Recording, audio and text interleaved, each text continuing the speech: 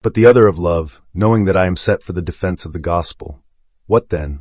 Notwithstanding every way, whether in pretense or in truth, Christ is preached, and I therein do rejoice, yea, and will rejoice. Philippians 1:17-18. The apostle tells that whether Christ is preached in pretense or in truth, he rejoices, and so must you. Here is the hidden meaning. Christ is no external figure, but the state of consciousness you fall in love with in soft Beulah's night. Every idea you accept, be it a false god or the true I am, will assume form, for your maker, your husband, is protean and plays every part. In that dream realm you merge with the personification of your desire, and upon waking you find the earth replenished with the very children of that idea. To be set for the defense of the gospel is simply to stand ready to justify your own imagining, to declare aloud that your life is shaped by the inward word. When you defend the gospel, you defend the reality that God became you that you might become God. You need no external proof. Your own state of consciousness is the evidence. Pretense is union with false ideas, the Hitlers and the popes, the counterfeit messiahs you have dreamed. Truth is union with the living promise, the Christ of your own I am. Yet in both you are preaching Christ, for every mask is worn by the same protean husband. Rejoice, for even your errors serve to reveal the power of imagination. Each dream affair multiplies your world, making real the ideas you embrace. Therefore, in every circumstance, whether your words seem hollow or inspired, Christ is preached. Celebrate this, for it means you are alive to the divine drama, and every state, dark or luminous, is but a stepping stone toward your awakening.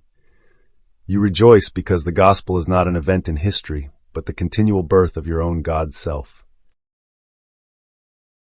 Psychological reading. Paul's words describe two voices in your own mind. One that parrots old beliefs about Christ as something outside you, pretense, and another that lives Christ as your own I am consciousness, truth. Both preachers vie for your attention, yet neither can disturb your inner joy when you recognize that any proclamation of Christ is really a movement of your own awareness. Metaphysical mechanics. Every declaration, Christ is preached, is in fact an act of imagining. When you speak or hear the word Christ, you awaken that state of consciousness within. Whether the voice comes from error or authenticity, it rings the chime of creative power you possess. Like sowing seed, each idea takes root and bears fruit in your outer life. The defense of the gospel is simply standing guard over that seed until it flowers. Empowerment key. You are the living preacher of your own gospel. Your imagination, the faculty Neville called your husband, maker, is the actor behind every mask.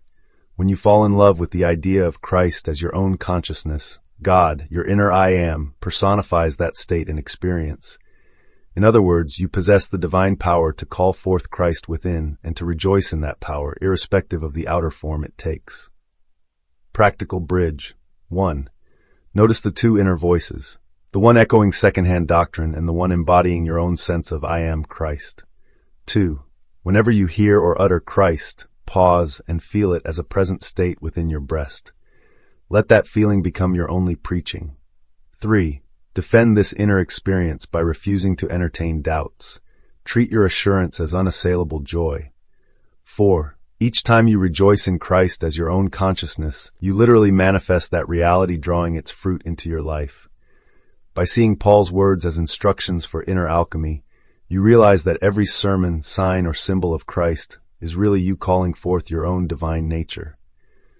Rejoice in that recognition, and you become the living gospel in whom all revelation finds fulfillment.